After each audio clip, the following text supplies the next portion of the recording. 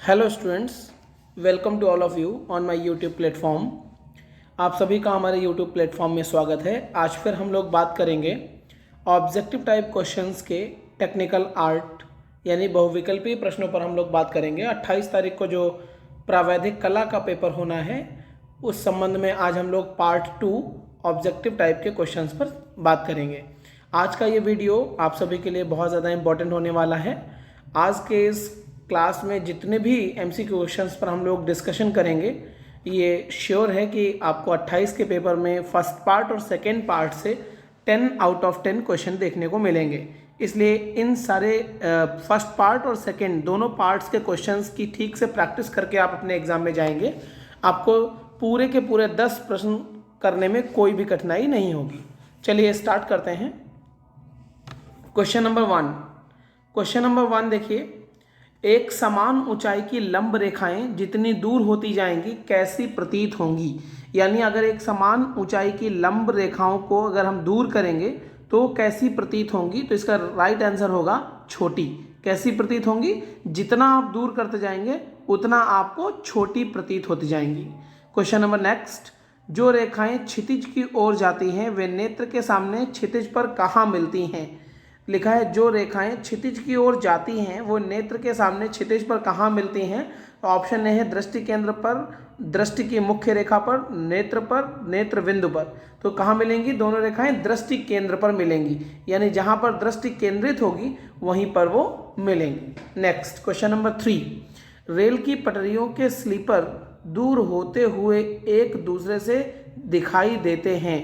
Rail की पटरियों के स्लीपर दूर होते हुए एक दूसरे से दिखाई देते हैं। कैसे दिखाई देते हैं? जब आप एक पास खड़े होकर के दूर तक देखते हैं तो चीज़ें आपको कैसी दिखाई देती हैं? एकदम आपस में मिली हुई, यानी बिल्कुल पास में दिखाई देती हैं, अधिक निकट दिखाई देंगी। नेक्स्ट, यदि हॉकी की एक गोलपेस्ट के पीछे खड़े होकर देखें तो हमारा निकटवर्ती गोलपेस्ट दूरवर्ती की अपेक्षा कैसा दिखाई देता है। यानी अगर हम दूर की वस्तुओं को देखें और उसकी अपेक्षा अगर हम पास की वस्तुओं को देखें तो ये पास की वस्तुएं हमें कैसी दिखाई देंगी? बड़ी दिखाई पड़ेंगी। कैसी दिखाई पड़ेंगी? बड़ी दिखाई पड़ेंगी। आंसर हो जाएगा उससे बड़ा। नेक्स्ट, निकटवर्ती रेखाएं दूरवर्ती रेखाओं की अपेक्षा कैसी होती हैं। तो फिर एक जैसा ही क्वेश्चन है कि निकटवर्ती रेखाएं दूरवर्ती रेखाओं की अपेक्षा कैसी होती हैं। तो जो रेखाएं हमसे काफ़ी दूर होंगी वो हमें छोटी दिखाई पड़ेंगी, तो उनके कंपेरिजन में जो नज़दीक यानी पास अगर हम आते जाएंगे तो रेखाएं कैसी हो जाएंगी? उससे बड़ी रेखाएं हो जाएंगी। नेक्स्ट, नेत्र कोई कोण बनाने वाली रेखा क्षितिज रेखा पर कौन से बिंदु को स्पर्श करती है। तो उसको हम लोग बोलते हैं लोप बिंदु। किस बिंदु को स्पर्श करती है? लोप बिंदु को स्पर्श करती है। नेक्स्ट, अगले क्वेश्चन पर हम लोग पढ़ेंगे। देखिए नेक्स्ट क्वेश्चन है, निकटवर्ती रेखाएं दूरवर्ती रेखाओं की अपेक्षा अभी हम बता चुके हैं ये कैसी होंगी? उससे बड़ी होंगी। कैसी होंगी? उससे बड़ी दिखाई पड़ेंगी। नेक्स्ट क्वेश्चन पर भी हम लोग बात कर चुके हैं, इसका आंसर हो जाएगा लोप बिंदु। अगला देखिए, नेत्र से कोण बनाने वाली समस्त समांतर रेखाएं क्षितिज रेखा पर कैसी दिखाई देती हैं। तो क्षितिज रेखा पर एक गायब होती हुई यानी लोप होती हुई दिखाई देती है। Answer number C is the right answer. Next अगला क्वेश्चन, किसी गिलास के मुंह को नेत्र के ठीक सामने लाने पर उसका वृत्ताकार कैसा दिखाई देता है। यानी अगर किसी गिलास को हम अपने मुंह के सामने ठीक सामने रखें तो उसका जो वृत्ताकार पार्ट होगा वो आपको एक सीधी सरल रेखा के अकॉर्डिंग दिखाई पड़ेगा, यानी अर्धवृत्त नहीं दिखाई देगा, वक्र रेखा नहीं दिखाई देगी, आपको एक सीधी रेखा यानी सरल रेखा दिखाई पड़ेगी अगर गिलास को हमने मुख के सामने रखते हैं। नेक्स्ट, गिलास को आंख की ऊंचाई से जितना ऊपर करते जाएंगे उसके मुंह की चौड़ाई उतनी ही अधिक दिखाई देगी। तो अगर गिलास का मुंह है उसको हम ऊपर, कोई भी चीज़ अगर हम रख लें तो उसको हम ऊपर की तरफ अगर बढ़ाते जाएंगे तो जो उसका मुंह होगा उसकी मुंह की चौड़ाई ऊपर करने पर बढ़ती जाएगी और नीचे करने पर क्या होती जाएगी? छोटी दिखाई पड़ती जाएगी। जैसे कई बार आप किसी ऊंची जगह पर जाते हैं तो ऊंची जगह से किसी भी अगर उसके ऊपर की जगह पहुंच करके अगर नीचे की चीज़ों को देखते हैं तो वो छोटी दिखाई देती हैं, और जितना उसके पास आते जाते हैं तो चीज़ें कैसी दिखाई देने लगती हैं? बढ़ती हुई, यानी बड़ी चीज़ें दिखाई देती हैं। तो आंसर हो जाएगा बढ़ती हुई।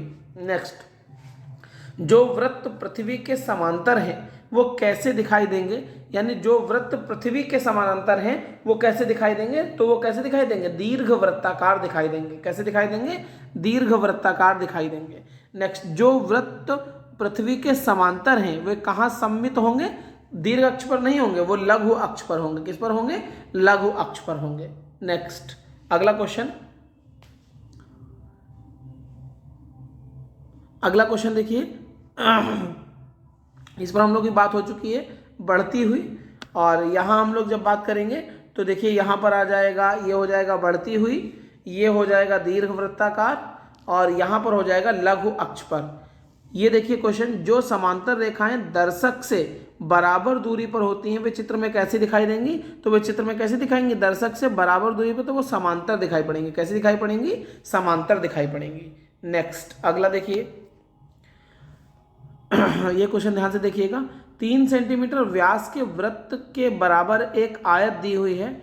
इस आयत का आधार यदि वृत्त की त्रिज्या का 3 सही 1/7 गुना हो तो ऊंचाई कितनी होगी। तो ऊंचाई हम लोग निकाल लेंगे तो ऊंचाई आ जाएगी कितनी, 1.5 सेंटीमीटर। कितनी आ जाएगी, 1.5 सेंटीमीटर, 1.5 सेंटीमीटर। ये क्वेश्चन बहुत इंपॉर्टेंट है। 6 समबाहु त्रिभुजों के द्वारा एक षटभुज के 6 बराबर भाग करने पर प्रत्येक त्रिभुज का शीर्ष कोण होगा। तो समबाहु त्रिभुज जो होगा तो उस पर बराबर 6 भागों में अगर हम उसको डिवाइड कर दें तो त्रिभुज का जो शीर्ष कोण होगा, जो ऊपर वाला कोण होगा, जो जैसे ये त्रिभुज अगर हम लोगों ने बनाया तो ये इसके ऊपर वाला जो कोण होगा वो कितने डिग्री का होगा, वो 60 डिग्री का होगा। नेक्स्ट, किसी आयत के बराबर एक वर्ग बनाने के लिए आयत की लंबी तथा छोटी भुजा का कौन सा अनुपात ज्ञात करना। तो ये अनुपात, लंबी तथा छोटी भुजा का अनुपात जहां पर आ जाए तो आंसर क्या हो जाएगा, मध्यानुपात। 2 वृत्तों के क्षेत्रफल के अंतर के बराबर एक वृत्त बनाने के लिए कौन से त्रिभुज का 2 वृत्तों के क्षेत्रफल के अंतर, यानी 2 वृत्त हैं उनके एरिया के जो डिफरेंसेस हैं उनको डिफरेंसेस को बनाने के लिए हम लोग कौन से त्रिभुज का, तो यहाँ पर कौन सा त्रिभुज आ जाएगा जिसका एक कोण 90 अंश हो। जिसका एक कोण कितने अंश हो, 90 अंश हो। तो इसका मतलब ये कौन सा कोण हो जाएगा, समकोण। समान अर्धवृत्तों द्वारा वृत्त के 6 संभाग करने के लिए उपयोग किया जाता है। तो उसमें उपयोग क्या किया जाता है, वृत्त की त्रिज्या का उपयोग किया जाता है। किसका उपयोग किया जाता है, वृत्त की त्रिज्या का।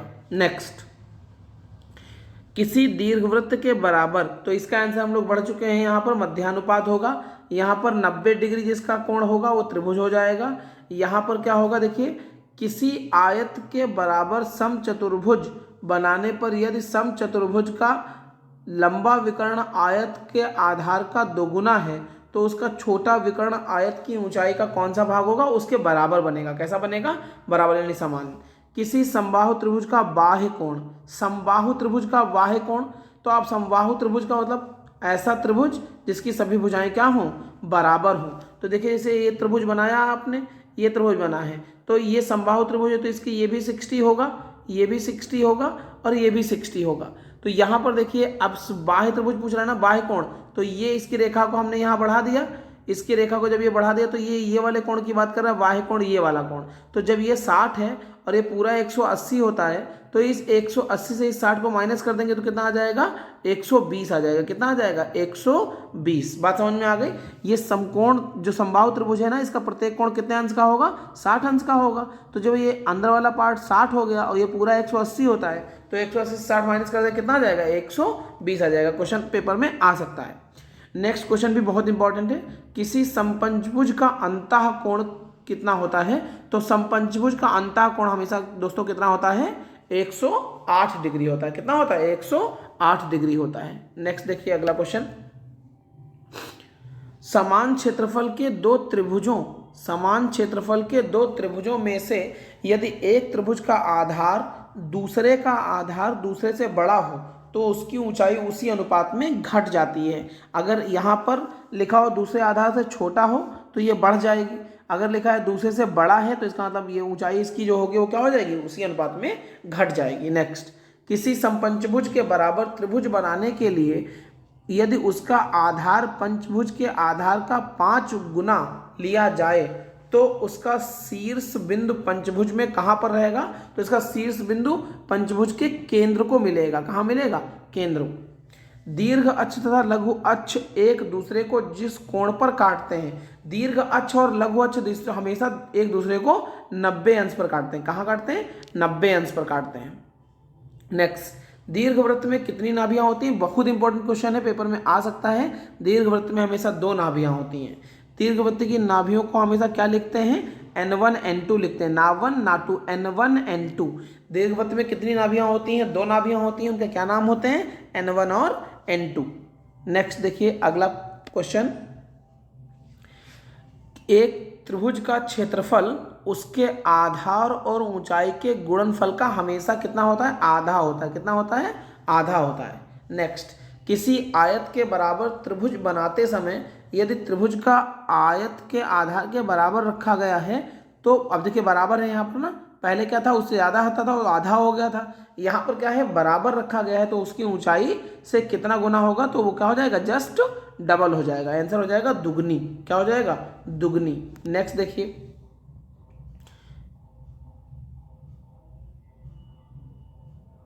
यहां पर देखिए अगला देखिए, यदि दीर्घवृत्त, देखिए क्वेश्चन बहुत इंपॉर्टेंट है, यदि दीर्घवृत्त की नाभियां एक दूसरे के निकट आते आते एक बिंदु पर मिल जाएं तो उस दीर्घवृत्त के स्थान पर क्या बन जाता है? अगर मिल जाएंगी तो वो सर्कुलर मिलेंगी। कैसी मिलेंगी? सर्कुलर। तो क्या बन जाएगा?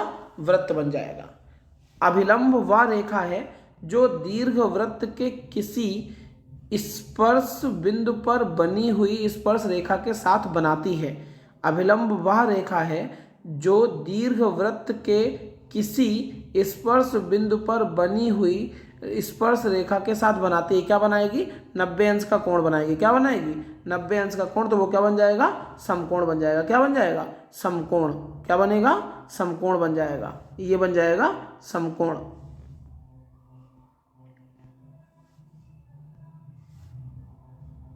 यहां पर देखिए ये समकोण बन जाएगा। ठीक है। नेक्स्ट देखिए, यहां पर ये समकोण बन जाएगा। उसके बाद देखिए अगला पार्ट हम लोग चलते हैं, स्पर्श रेखा दीर्घवृत्त में किसे स्पर्श करती है? बहुत इंपॉर्टेंट क्वेश्चन है।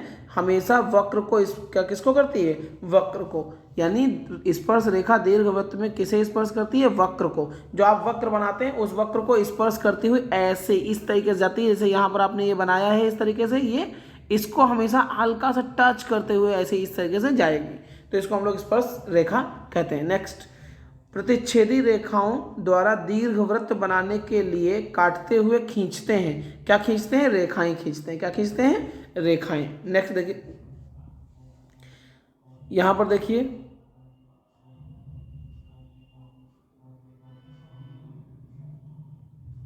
देखिए यहां पर अविलंब वह रेखा है, आपको बात हो चुकी समकोण। फिर यहाँ पर स्पर्श रेखा दीर्घवृत्त में किसे स्पर्श करती है? वक्रों को स्पर्श करती है। प्रतिच्छेदी रेखाओं द्वारा दीर्घवृत्त बनाने के लिए काटते हुए खींचते हैं। क्या खींचते हैं? रेखाएं खींचते हैं। स्पर्श रेखा और अविलंब एक दूसरे से किस स्थिति में होते हैं? हमेशा 90 अंश के कोण पर होते हैं, तो इसको बोल देंगे समकोण पर।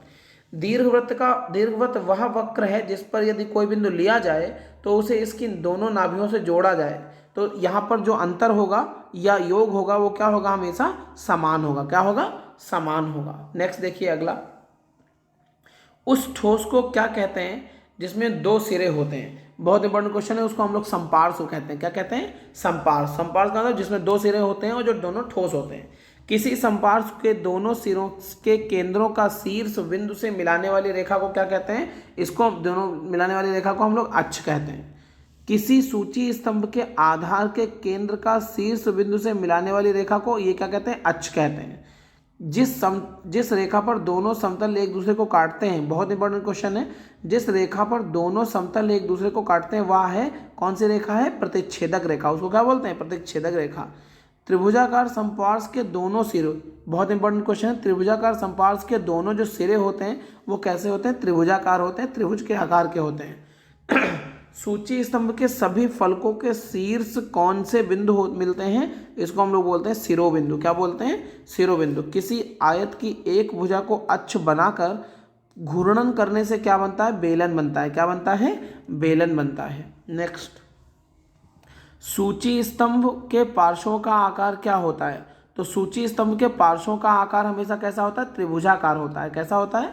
त्रिभुजाकार। समपार्श्व के पार्श्व का आकार हमेशा कैसा होता है, आयत जैसा होता है। समपार्श्व का जो पार्श्व होता है, एक पार्श्व, वो हमेशा कैसा होता है, आयताकार होता है।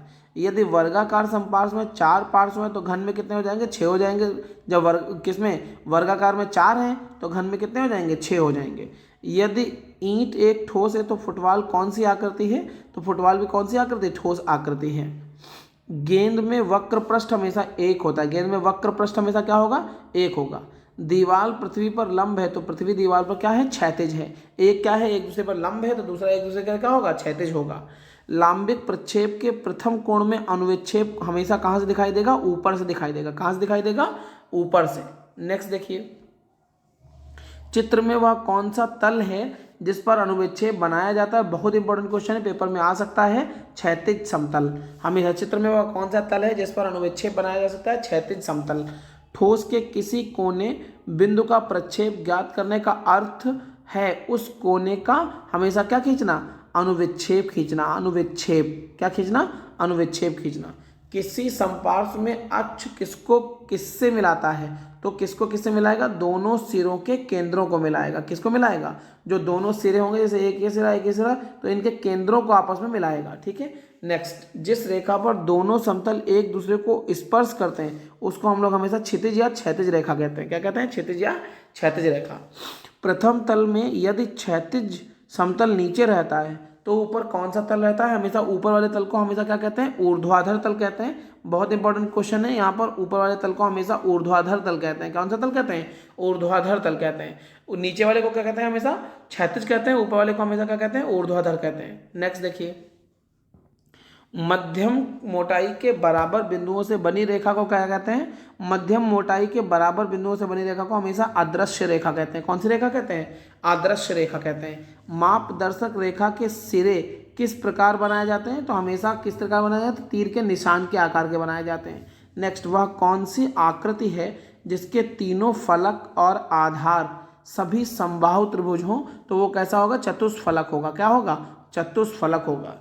जो आकृति 8 समबाहु त्रिभुजों से निर्मित है, वो 8 समबाहु त्रिभुजों से निर्मित है, तो उसमें कितने फलक होंगे, 8 फलक होंगे, तो उसको इसलिए हम लोग कहते हैं अष्टफलक। कितने कहते हैं, अष्टफलक। जिसमें 8 समबाहु त्रिभुज हों तो उसको हम लोग कहते हैं अष्टफलक, क्योंकि उसमें फलकों की संख्या कितनी हो जाती है, 8, इसलिए उसको हम लोग बोलते हैं अष्टफलक। नेक्स्ट देखिए, सममित चित्र में किसी ठोस के कितने आयाम होते हैं। सममित चित्र, कोई भी सममित चित्र बनाएंगे तो उसके ठोस में जो आयाम होंगे वो हमेशा कितने आयाम होंगे, 3 आयाम होंगे। कितने आयाम होंगे, 3। जैसे सममित चित्र मान लिया आपने बनाया तो इस तरीके से बनाया आपने, मान लिया टी लिखा आपने सममित चित्र, तो इसमें आयाम कैसे दिखेंगे, कौन कौन से दिखेंगे, एक ये दिखेगा, एक ये दिखेगा, एक ये दिखेगा, तो कितने आयाम दिखाई देंगे, 3 आयाम दिखाई देते हैं। नेक्स्ट देखिए, सममिति मापनी पर शुद्ध रेखा कितने अंश के कोण पर झुकती है। बहुत इंपॉर्टेंट क्वेश्चन है, हमेशा 45 अंश। कितना आंसर हो जाएगा, 45 अंश।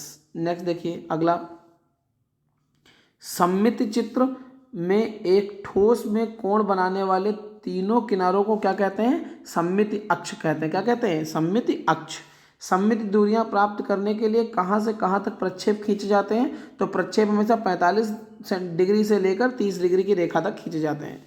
सममित चित्र में ली गई दूरियां लंबाई में शुद्ध दूरी के अनुपात में कितनी होती है, हमेशा कितनी होती है, छोटी होती है। सममित चित्र में कौन से पार्श्व दिखाई देते हैं, सममित चित्र अभी हमने पीछे बना के दिखाया है, इसमें कौन सा दिखाई देगा, दायां दिखाई देगा, बायां दिखाई देगा और ऊपर का, तो दायां बायां और हमेशा ऊपर का फलक दिखाई पड़ेगा, यानी पार्श्व दिखाई पड़ेगा। नेक्स्ट, एक षटभुजाकार समपार्श्व में कितने सिरे होते हैं, षटभुजाकार समपार्श्व होगा उसमें हमेशा कितने सिरे होंगे, 2 सिरे होंगे। नेक्स्ट, एक पंचभुजाकार समपार्श्व में कितने पार्श्व होते हैं, पंचभुजाकार में हमेशा पंचभुजाकार होगा तो पंच यानी 5 फलक होंगे, तो 5 आपको पार्श्व दिखाई देंगे। एक आयताकार समपार्श्व होगा, कौन सी स्थिति में सममित चित्र बनाना संभव नहीं है, अगर वो 45 डिग्री पर झुका हुआ है तो उसका सममित चित्र नहीं बनेगा। सममित चित्र में छिपे हुए पार्श्वों को कौन सी रेखा द्वारा दिखाना चाहिए, हमेशा गहरी बिंदुदार रेखा द्वारा दिखाना चाहिए, यानी जो रेखा हो वो हमेशा कैसी हो, गहरी हो, डॉटेड डॉटेड रेखा होगी, उसको हम लोग क्या दिखाएंगे, पार्श्वों को दिखाएंगे। यानी उसके पार्श्व अगर हमको दिखाने हैं तो उसमें डॉटेड डॉटेड हम लोग गहरी बिंदुदार रेखा खींच सकते हैं। त्रिभुजाकार समपार्श्व के सममित चित्र में छिपे हुए पार्श्वों के लिए कुल कितनी बिंदुदार रेखाएं बनेंगी, तो 3 रेखाएं बनेंगी। कितनी बनेंगी, 3। पंचभुजाकार समपार्श्व के क्षैतिज सममिति चित्र में छिपे हुए पार्श्वों के लिए कुल कितनी बिंदुदार रेखाएं बनेंगी? तो 3 रेखाएं बनेंगी। सममित चित्र में किसी बेलन के सिरे का आकार दिखाई देता है, कैसा दिखाई देगा? सममित चित्र अगर कोई बनाया तो बेलन का आकार हमेशा कैसा दिखाई देगा? बड़ा दिखाई देगा, दीर्घ वृत्ताकार दिखाई देगा। द्विआयामी चित्र में किसी शंकु के वक्र पृष्ठ का आकार, शंकु अगर आप बनाएंगे तो उसमें वक्र पृष्ठ यानी सामने से आपको क्या दिखाई पड़ेगा? तो सामने से आपको क्या दिखाई पड़ेगा? त्रिभुजाकार आकृति दिखाई पड़ेगी, त्रिभुज दिखाई पड़ेगा। नेक्स्ट देखिए अगला, किसी ब्लॉक अक्षर की छाया किस दिशा में दिखना संभव नहीं है, यानी ऊपर और नीचे से उसकी छाया नहीं दिखेगी। दाएं बाएं से आप देख सकते हैं, दाएं बाएं से देख सकते हैं, नीचे से देख सकते हैं, लेकिन ना तो ऊपर से उसकी छाया दिखाई पड़ेगी ना तो नीचे से उसकी छाया दिखाई पड़ेगी। लकड़ी का बना एक चौकर चबूतरा किस ठोस आकृति पर आधारित है? तो आपको हमेशा पता है कि लकड़ी का बना एक अगर चौकर चबूतरा है तो हमेशा कैसी आकृति बनाएगा? आयताकार समपार्श्व बनाएगा। सममित चित्र बनाते समय कांच के एक बेलनाकार गिलास में कितने सिरे दिखाई देंगे? तो कितने सिरे दिखाई देंगे? हमेशा 2 सिरे दिखाई देंगे। लकड़ी के बने हुए अंग्रेजी के छापे के बड़े अक्षर सी का सममित चित्र बनाने के लिए किस सहायक आकृति की रचना करनी चाहिए? तो आयताकार समपार्श्व की रचना करनी चाहिए। ब्लॉक प्रिंटिंग में रोमन शैली के अक्षरों को क्या कहते हैं? आधुनिक शैली कहते हैं। इनको हम लोग आधुनिक शैली के नाम से जानते हैं। रोमन शैली में अक्षरों के सब डंडे होते हैं कैसे? असमान मोटाई में, यानी कोई कम मोटा होता है, कोई ज़्यादा मोटा होता है, कोई उससे ज़्यादा मोटा होता है। तो किसी की जो मोटाई होती है वो बराबर नहीं होती है। गॉथिक शैली में अक्षरों के सब डंडे रहते हैं, तो गॉथिक शैली में जो अक्षरों के डंडे रहते हैं वो हमेशा कैसे रहते हैं? समान रहते हैं। नेक्स्ट देखिए, मोटे छाप के अक्षरों के बीच की निकटतम दूरी सामान्यतः एक वर्गाकार आकृति में होती है। ऐसे 2 अक्षरों के बीच में कितनी दूरी छोड़ते हैं जिनकी तिरछी रेखाएं पास पास हों, जैसे ए और डब्लू। अगर ए और डब्लू की तिरछी रेखाएं एक पास हैं तो इनके बीच में कोई भी गैप नहीं छोड़े, यानी कोई खाना नहीं छोड़ते हैं। ए और डब्लू की रेखाएं हमेशा कैसी बनेंगी? आसपास बनेंगे, क्योंकि ये 4 खानों में बनता है और ये कितने खानों में बनता है? 5 खानों में बनता है। रोमन अक्षरों में पी आर जे एस की मोटाई अन्य अक्षरों की तुलना में कितनी रहती है? इनकी मोटाई हमेशा कम क्या रहेगी? कम रहेगी। ब्लॉक प्रिंटिंग में आधुनिक शैली की देवनागरी लिपि का किस यंत्र से लिखते हैं? तो इसमें हो जाएगा सरकंडे की कलम से। किसका हो जाएगा? सरकंडे की कलम से। नेक्स्ट, तिरछे अक्षरों की लेखन शैली को हम लोग क्या कहते हैं? इटैलिक कहते हैं। इटैलिक, जैसे तिरछे अक्षर आप ऐसे लिखते हैं, ऐसे ऐसे ऐसे, इसको हम लोग इटैलिक कहते हैं। ब्लॉक प्रिंटिंग में गॉथिक शैली में एल के बाद डब्ल्यू लिखना हो तो एल के बाद कितने वर्ग छोड़ने चाहिए? एल के बाद डब्ल्यू अगर लिखना हो तो, क्योंकि डब्ल्यू 5 उसमें हो जाएगा खानों में, तो कोई इसमें अक्षर मतलब कोई खाना नहीं छोड़ना चाहिए। नेक्स्ट, तिरछे अक्षरों की चारों रेखाओं के बीच कितना अनुपात होता है? हमेशा याद रखिएगा, जब कभी भी तिरछे अक्षरों बनाओगे तो हमेशा कितने जो बीच में अनुपात होगा वो कितना हो जाएगा?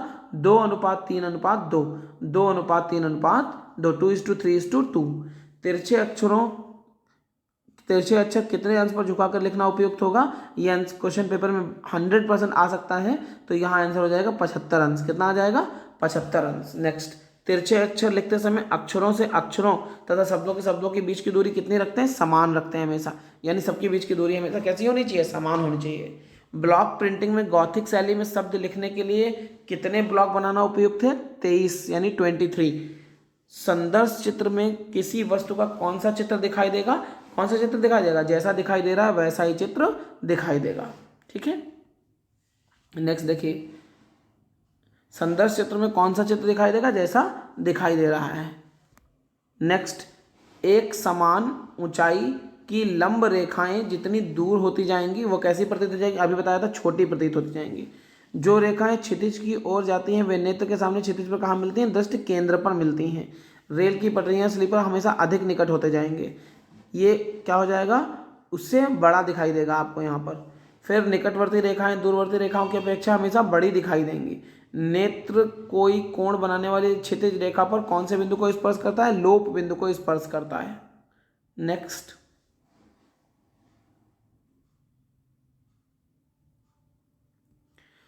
गिलास को आंख से जितने ऊपर बढ़ाते जाएंगे तो हमेशा कैसे हो जाएगी? बढ़ता हुआ, यानी उसका जो चौड़ाई होगी वो बढ़ती हुई चली जाएगी।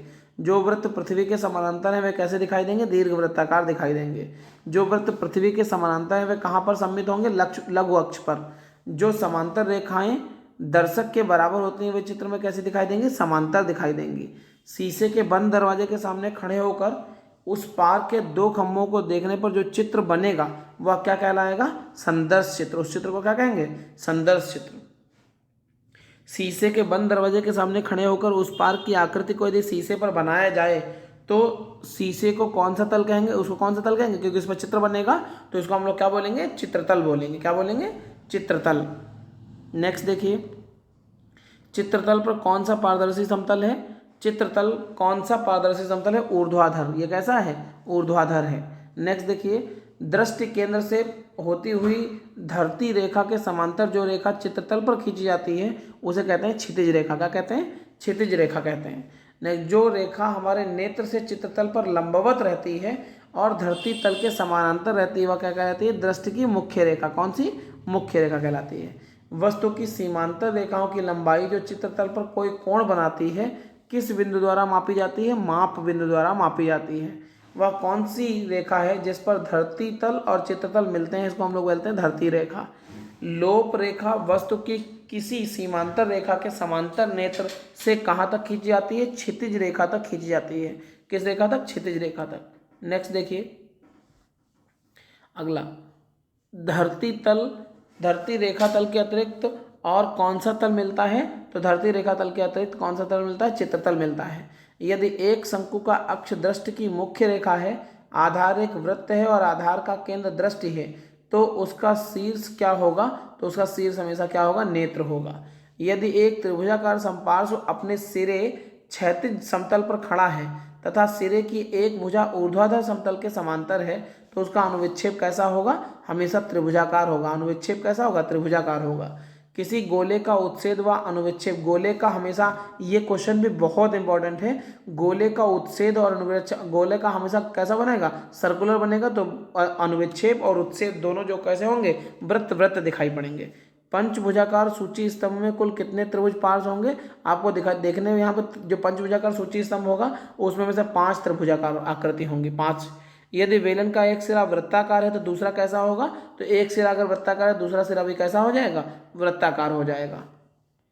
नेक्स्ट देखिए अगला, निम्नलिखित में से किस ठोस में त्रिभुजाकार फलक होते हैं, तो त्रिभुजाकार फलक हमेशा सूची स्तंभ में होते हैं। कैसे होते हैं, सूची स्तंभ में। किसी एक शंकु का आधार के साथ, शंकु का आधार हमेशा वृत्ताकार होता है। कैसा होता है, वृत्ताकार। यदि आधार क्षैतिज के समानांतर है तो किसी पंचभुजाकार प्रिज्म समपार्श्व का अनुविच्छेद क्या होगा, अनुविच्छेद हमेशा इसका कैसा होगा, समपंचभुज होगा। कैसा होगा, समपंचभुज। एक घन में कितने फलक होते हैं, घन में हमेशा 6 फलक होते हैं। कितने फलक होते हैं, 6 फलक होते हैं। घन का प्रत्येक फलक किस आकार का होता है, तो आपको पता है घन जो होता है वो हमेशा कैसा होता है, वर्गाकार होता है। तो उसका जो घन का जो प्रत्येक फलक की बात हो रही है, तो जो घन का प्रत्येक फलक होगा वो कैसा होगा, हमेशा वर्गाकार होगा, वर्ग की आकृति का होगा। त्रिभुजाकार समपार्श्व प्रिज्म के कितने पार्श्व होते हैं, तो हमेशा इसके कितने पार्श्व होते हैं, 3 पार्श्व होते हैं। त्रिभुजाकार समपार्श्व के सिरे का आकार कैसा होगा, हमेशा यह आकार त्रिभुज की आकृति का होगा, त्रिभुजाकार होगा। निम्नलिखित में से किस ठोस में त्रिभुजाकार फलक होते हैं, तो त्रिभुजाकार फलक हमेशा सूची स्तंभ में होते हैं। किसमें होते हैं, सूची स्तंभ में होते हैं। नेक्स्ट देखिए, जिस कला में केवल लंबाई व चौड़ाई का पता चलता है उसे क्या कहते हैं, उसे हम लोग हमेशा द्विआयामी कहते हैं। क्या कहते हैं, द्विआयामी। निम्न में से किस ठोस में आयताकार फलक होते हैं, तो आयताकार फलक हमेशा समपार्श्व और प्रिज्म में होते हैं। किसमें होते हैं, समपार्श्व और प्रिज्म में। निरूपक भिन्न की इकाई आपको बता चुके हैं कल ही कि निरूपक भिन्न की इकाई कोई नहीं होती है।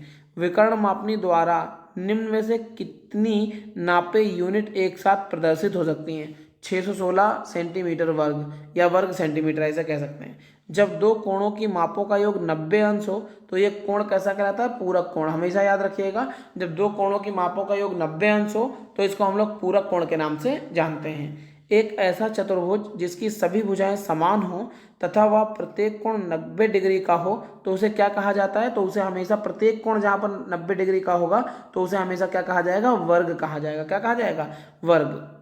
क्योंकि यहाँ पर, अब आप कहेंगे आयत क्यों नहीं होता, क्योंकि यहाँ पर लिखा है इसकी सभी भुजाएं समान हो, तो सभी भुजाएं समान हमेशा किसकी होंगी, वर्ग की होंगी। ध्यान रखिएगा, कई बार यहाँ पर गलती से आयत भी हो, क्योंकि कोण इसके भी 90 अंश के ही होते हैं, लेकिन यहाँ पर सभी भुजाएं समान नहीं होती। तो निरूपक भिन्न में अंश हमेशा हर से कैसा होता है, अंश हमेशा हर से, कल भी एक क्वेश्चन बताया था मैंने, हमेशा अंश कैसा होता है, छोटा होता है। नेक्स्ट अगला क्वेश्चन देखिए, यहां पर देखिए अगला क्वेश्चन, ऐसी रेखा जो दो या दो से अधिक रेखा को काट उसे क्या कहते हैं, उसे हम लोग तिर्यक रेखा कहते हैं। क्या कहते हैं, तिर्यक रेखा। विकर्ण मापनी आपको कल ही बता चुके हैं, इस पर अधिकतम 3 मापें दिखाई जा सकती हैं। कितनी मापें दिखाई जा सकती हैं, 3 मापें। कोई भी 3 मापें दी हो तो उसको ठीक कर देंगे। कई बार पेपर में ये भी आ सकता है, विकर्ण मापनी में मापें दिखाई जा सकती हैं और वहाँ पर मापें दी होंगी, 3 अलग मापें दी होंगी, 2 अलग दी होंगी। तो अगर विकर्ण मापनी है तो 3 मापें सही होंगी, और अगर साधारण मापनी है तो कितनी मापें सही होंगी, 2 मापें सही होंगी। जब दो कोणों के मापों का योग 180 डिग्री पाया जाए तो उसे क्या कहते हैं, उसे हम लोग संपूरक कोण कहते हैं। क्या कहते हैं, संपूरक कोण। वह कोण जिसका मान 180 डिग्री होता है उसे क्या कहते हैं, उसे हम लोग ऋजु कोण कहते हैं। क्या कहते हैं, ऋजु कोण।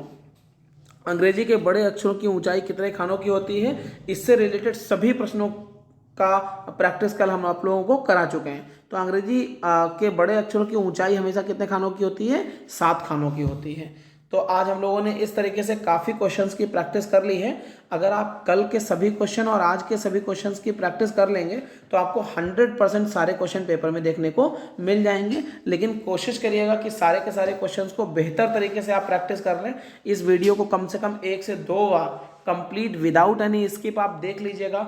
आपको 7 से 8 क्वेश्चन इसी वीडियो से मिल जाएंगे और 2 से 3 क्वेश्चन आपको कल के फर्स्ट पार्ट से मिल जाएंगे। तो इन क्वेश्चनों की प्रैक्टिस आप बहुत मनोयोग से करें ताकि आपके 10 आउट ऑफ 10 क्वेश्चन ये ठीक हो जाएं। इसके बाद के क्वेश्चंस जो भी न्यूमेरिकल क्वेश्चन है, जो 16-16 नंबर के 2 क्वेश्चन आने हैं और एक क्वेश्चन आपका विकर्ण मापनी का आना है और तिरछी रेखाओं में जो अक्षर लिखना है उससे संबंधित कल हम आपको प्रैक्टिस करा देंगे। कल ही का दिन आपके पास शेष है, 28 को आपका पेपर है। तो कल हम आपको 16-16 नंबर के 2 इंपॉर्टेंट क्वेश्चंस की प्रैक्टिस करा देंगे। बाकी आप लोगों ने थोड़ा बहुत पढ़ ही लिया होगा। कल आप वीडियो देखना मत भूलिएगा क्योंकि कल 16-16 नंबर के 2 क्वेश्चन और 12 नंबर का एक क्वेश्चन आपको कंप्लीट बताने वाले हैं हम।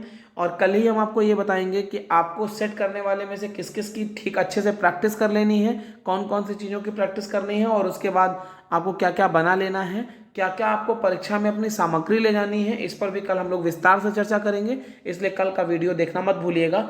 जिन लोगों ने अभी तक हमारे चैनल को सब्सक्राइब नहीं किया है तो आप सब्सक्राइब कर लीजिए, पास में बेल आइकन को प्रेस कर दीजिए ताकि अपडेटेड जो वीडियो हों उनका नोटिफिकेशन आप तक पहुंच सके। Thank you so much, all the best for your exam.